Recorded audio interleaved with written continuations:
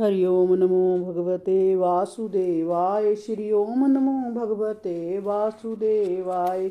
श्रीमद् भागवत गीता के 18वें अध्याय का पाठ 9।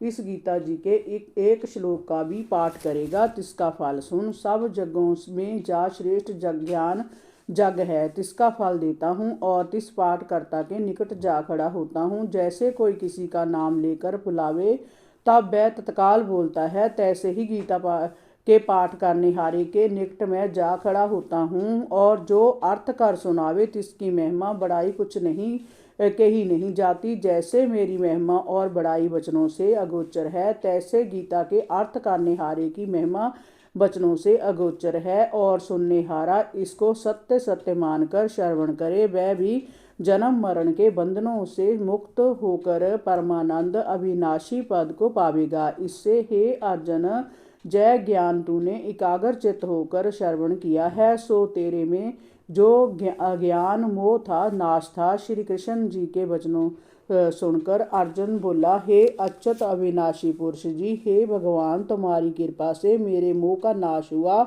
और ज्ञान भी पाया, मेरी बुद्धि भी निर्मल हुई, मेरे मन के जो संदेह थे तिनका भी नाश हुआ और आपके मुख कमल से युद्ध करने को आज्ञा हुई, सो युद्ध करता हूँ। संजयवाच। संजय राजा धृतराष्ट्र को कहता है, हे राजन, श्री कृष्ण भगवान जी और पार्थ अर्जुन इन दोनों को संवाद गोष्ठ का महत्व सुन समझकर मेरे रोम खड़े हो गए हैं। जो व्यास जी ने मुझे दिव्य दृष्टि दी है, सो तिनकी कृपा से ज्ञान गोष्ठ मैंने सुना है। सो जय गूढ़ से भी गूढ़ है। जोगीश्वरों के ईश्वर श्री कृष्ण भगवान और अर्जुन के मुख कमल से जो ज्ञान निकला है, तिसको विचार विचार कर परम हर्ष को प्राप्त हुआ हूँ।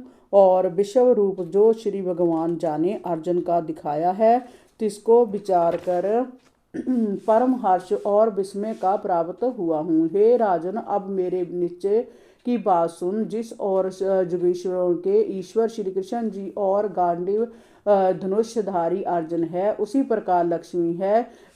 इस तिस ही की जय होगी। मेरी मत यही है, तू जय निश्चय का जान। जिनके पक्ष पर श्री कृष्ण जी हैं, ऐसे परम भाग्यवान पांडवों की जय होगी। पांडव जीतेंगे और तेरे अधर्मी पुत्र हारेंगे। जय निश्चय जान। इति श्रीमद् भागवत गीता सुपनिषद ब्रह्म विद्या योग शास्त्रे श्री कृष्ण अर्जुन संवादे संन्यास योगो नाम अष्टदशो अध्याय संपूर्ण। हरि ओम नमो भगवते वासुदेवाय। श्री ओम नमो भगवते वासुदेवाय।